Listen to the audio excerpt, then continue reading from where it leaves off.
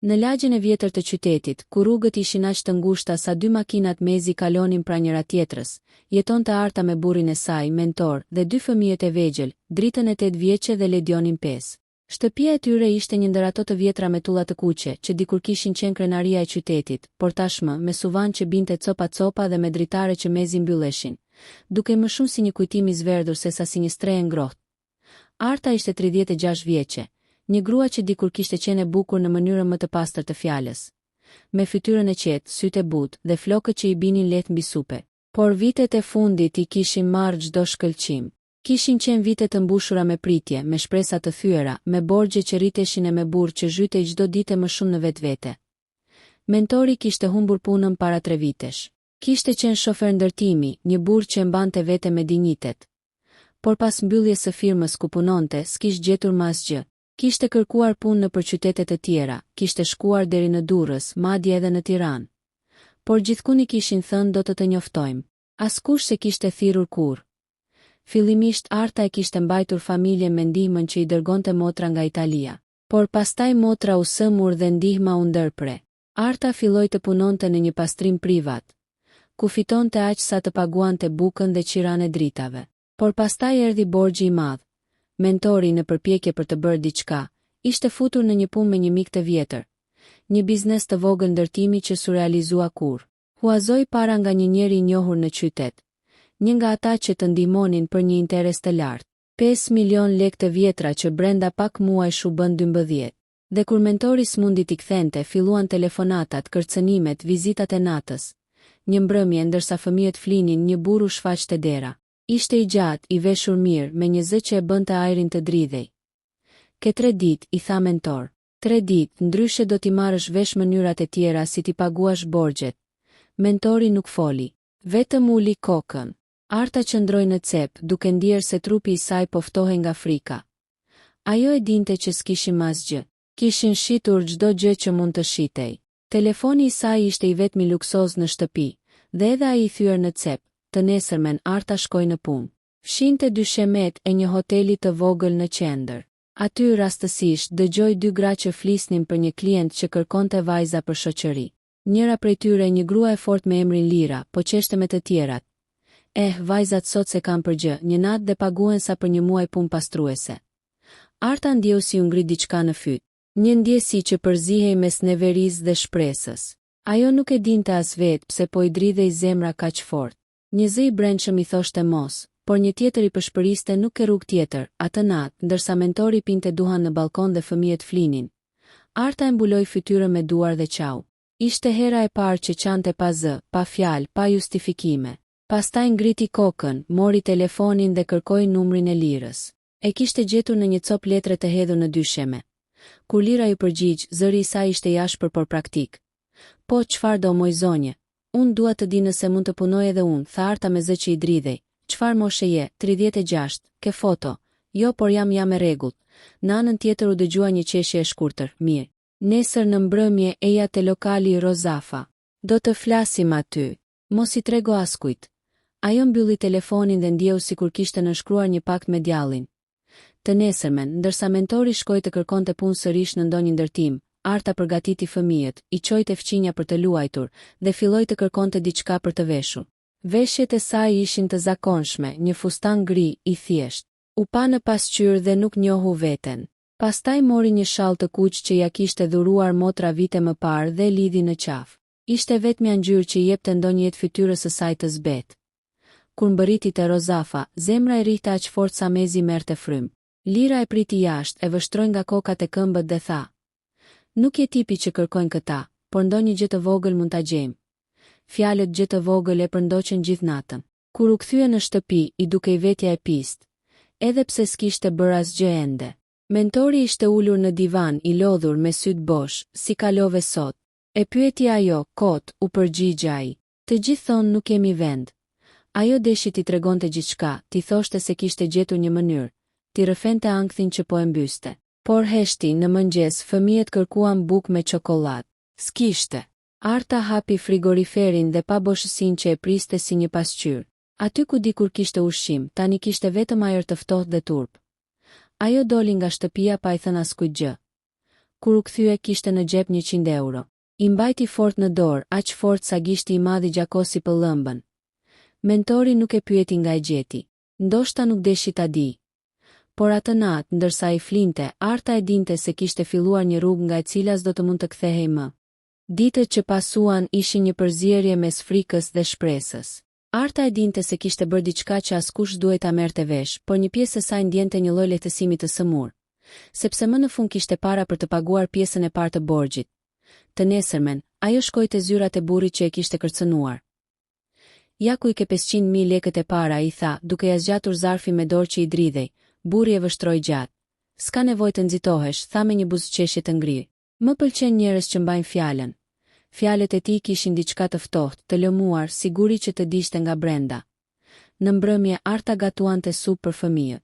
Ledioni luante me makinat e vogla, ndërsa Drita I lexonte diçka nga abetarja. Gjithçka dukej normale e qetë, por ajo e ndjente. Jeta e saj s'ishte më ajo e djeshmja. Mentori filloi ta vërente që ajo po vonohej më shumë në punë. Pse po kthehesh kaq vonë, Arta? E pyeti një mbrëmje. Po punoj më shumë që të më rrisin pak pagesën, gënjeu ajo. Ajo e mbante atë gënjeshtër si një mantel që e mbulonte çdo natë, por që filloi ta rëndonte përdite më shumë. Në pasqyrë fytyra e saj po ndryshonte. Syti ishin bërë më të lodhur, goja më e heshtur. Një mbrëmje lira I tha: "Po bëhesh si unë, Arta. Sytë tu s'ka më dritë, por kanë frikë." Arta e pa dhe heshti, Lira nuk ishte grua e keqe. Ishte thjesht një grua që kishte mësuar të mbjetonte. Mos u fut shumë thellë, I tha ajo. Parat vijnë, por njeriu shkon, por Arta kishte nevojë. Pas çdo nate, një pjesë e borxhit paguhej. Dhe çdo herë që kthehej në shtëpi, I fshinte kujtimet nga mendja me një dush të gjatë dhe lot të fshehur. Fëmijët nuk kuptonin asgjë, por ndjenin se nëna e tyre po ftohej. Drita një herë I tha: "Mami, pse nuk më përqafon më si më parë?" Ajo ul në gjunjë, e mori vajzën në krah dhe I puthi flokët. "Sepse mami është shumë e lodhur, engjëllim." Shumë e lodhur, një mbrëmje, mentori u kthye në shtëpi më herët. Arta nuk ishte aty. Në telefon nuk ju përgjigj. Ai priti në balkon, duke pirë cigare njëra pas tjetrës. Kur ajo erdhi, syti kishte të tronditur. "Ku ishe, në punë?" tha ajo, "në orën 10 të natës." Në pastrim ajo heshti, ai e pa drejtë në sy. "Arta, çfarë po ndodh?" "Asgjë. Thjesht po mundohem të rregulloj gjëra që ke prishur ti." Shpërtheu ajo papritur, me një zë që se kishte përdorur kurrë. Mentori mbeti I shtangur. Ai se kishte parë kurrë ashtu. Arta u largua drejt dhomës dhe mbylli derën. Atë natë, për herë të parë, fjetën të ndarë. Në ditët që pasuan, ajo nisi të ndihej e ndarë nga gjithçka. Nga burri, nga fëmijët, nga vetja. Por ndonjëherë në heshtje filloi të ndjente një lloj ndjesie të çuditshme. Se më në fund, ajo kishte pushtetin që se kishte pasur kurrë. Ishte ajo që po I mbante të gjithë gjallë. Ajo që po shpëtonte shtëpinë. Por çmimi ishte shpirti I saj. Një ditë, ndërsa po vinte nga takimi me Lirën, dikush e pa. Ishte Mira, fqinja e katit të dytë, një grua që fliste shumë e dinte gjithçka për të gjithë. E pa teksa dilte nga një makinë huaj e bardhë. Të nesërmen I gjithë pallati fliste. Kur mentori doli për në dyqan, ndjeu shikime që e ndishnin. Një njohur I tha me gjysmë zëri: "Mbaje fort gruan, se rrugët s'janë për të gjithë." Atë mbrëmje, kur u kthye në shtëpi, fytyra e tij ishte zbetë. Arta po lante enët. Ai u afrua dhe e pyeti: "Dua të më thuash të vërtetën." "Çfarë të vërtete?" "A je duke bërë ndonjë gjë që s'duhet?" Ajo ndjeu sikur I pushuan rrahjet e zemrës, u përpoq të thoshte diçka, por goja si lëvizi. Pastaj, pas disa sekondash, tha me një zë të ngjirur: "Po, mentori e pasi të kishte parë një fantazm." "Çfarë po thua, Arta?" "Po, por e bëj për ty." "Për ne." "Për fëmijët." Ai e shtyu pas me duar, syti dolën jashtë nga tronditja. Ti e ke ndotur shtëpinë." "Bërtiti ai." "Jo." Klithi ajo. "Unë e kam shpëtuar." Fjalët e saj ranë në mur si gjyle. Fëmijët u zgjuan nga zhurma, por ajo se ndjeu. Ishte si e ngrirë. Mentori mori gjaketën dhe doli pa folur. Nuk u kthye atë natë. Arta qëndroi në mes të dhomës, duke dëgjuar vetëm frymarrjen e saj dhe rënkimin e frigoriferit bosh. Ditët që pasuan ishin ferë. Fjalët u përhapën. Lira këshilloi të largohej për pak kohë. Por Arta s'kishte ku të shkonte. Puna e saj sekrete kishte mbaruar, sepse ajo vetë s'mund të përballej më me veten. Tani kishte humbur gjithçka. Burrin, respektin, qetësinë. Një mbrëmje Drita ju afrua dhe I tha: "Mami, pse babi s'po vjen më në shtëpi?" Ajo se dinte si t'i përgjigjej. E mori vajzën në krah dhe I tha: sepse ndonjëherë njerëzit largohen kurse kuptojnë dashurinë. Në sytë e saj kishte vetëm një boshllëk i pafund. Ajo kishte dashur të shpëtonte familjen e saj, por në fund e kishte humbur atë. Kishin kaluar 3 javë që nga nata kur mentori i ku. Në atë shtëpi tani dëgjohej vetëm heshtja dhe zëri i fëmijëve që përpiqeshin të mos e trishtonin nënën. Arta qohej herët, përgatiste mëngjesin, i çonte fëmijët në shkollë dhe pastaj mbyllej në shtëpi për orë të tëra. Nuk shkonte më në punë. Edhe në hotel e kishin përjashtuar sepse dikush kishte përhapur fjalë. Në qytet asgjë nuk mbetet e fshehtë. Një fjalë e hedhur në kafene, një shikim i zgjatur, një buzëqeshje ironike. Dhe gjithë qyteti e di, Arta dilte vetëm në mbrëmje kur erësohej. Merrte bukë, qumësht e kthehej në shtëpi me kokën ulur. E ndjente turpin që rëndonte mbi shpinë si një mantel guri, por brenda saj kishte diçka që nuk donte të vdiste. Ndjenja se ajo se kishte bërë për kënaqësi, por për dashuri, e bëra për ta shpëtuar familjen time, përsëriste në mendje çdo natë, si një lutje që i jepte forcë të mos shkatërrohej plotësisht. Një ditë, ndërsa pastronte dyshemen, dëgjoi një trokitje të lehtë në derë. Kur hapi, mentori qëndronte aty. Ishte dobësuar, syti kishte të mbytur nga netët pa gjumë. Ajo ngriti dorën, e mbajti në ajër, por nuk dinte çfarë të bënte. Ai foli i pari. A mund të hyj? Ajo bëri me kokë po. Mentori ul në karrigen ku dikur hante darkë me fëmijët. Kam menduar shumë, tha. Kam dashur të urrej, por s'munda. Ajo uli syt. Nuk do të kërkoj falje, tha me zë të ulët, sepse nuk ka falje për atë që kam bërë. Por dua të dish pse. Mentori ngriti dorën, e di pse, Arta. E kuptova, në sytë e tij kishte lot. Kam qenë burri i dobët.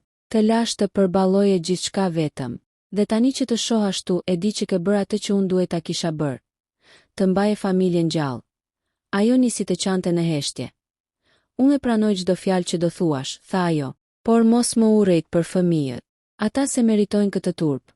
Mentori u ngrit, u afrua dhe i vendosi dorën mbi flok. S'kam për t'i thënë kur asgjë askujt. Fëmijët do din vetëm që nëna e tyre sakrifikoi gjithçka për ta. Në atë moment, heshtja mes tyre nuk ishte më boshësi. Ishte një lloj paqeje që lind vetëm pas tuhive.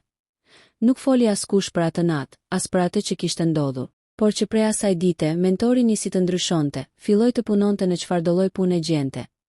Ngarkim, shkarkim, ndërtim, punë krahu. Çdo darkë sillte në shtëpi diçka të vogël, një bukë, një shishe vaj, një shpresë. Arta ngadalë nisi të dalë përsëri jashtë, por ndryshe. Nuk fshihte më fytyrën. Disa gra e shikonin me përbuzje, disa me keqardhje. Por ajo nuk reagonte, njëherë te tregu e palirën. Ti s'duhet të ishe kthyer, i tha ajo. Arta buzëqeshi lehtë. Njeriu duhet të kthehet atje ku e ka shpirtin, jo turpin. Në mbrëmje, ndërsa fëmijët flinin, ajo ul në verandë dhe pa qiellin. Mbi qytet dritat e shtëpive shndrisnin si yje të vegjël. Ajo mori frymthell. Nuk kishte më para, nuk kishte luks, por kishte një ndjenjë që se kishte pasur prej kohësh, ndjenjën e paqes me veten. Një mbrëmje tjetër, mentori i tha, do të iki në Itali të kërkoj punë.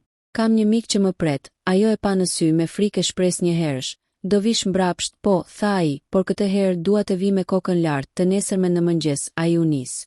Arta qëndroi te dritarja, duke parë autobusin që largohej nëpër mjegull. Syti u mbushën me lot, por ishin lot ndryshe. Lotë një fillimi të ri, kaluan muaj. Fëmijët u rritën, jeta filloi ngadalë të rikthehej në normalitet. Një ditë në post, Arta mori një zarf. Brenda kishte disa euro dhe një letër të shkurtër. Për herë të parë, jam unë që po paguaj për ty, faleminderit që më mësove çfarë do të thot dashuri e vërtet. Mentori. Ajo e mbajti letrën pranë zemrës dhe qeshi mes lotëve. Kishte humbur shumë, por në fund kishte fituar diçka më të madhe.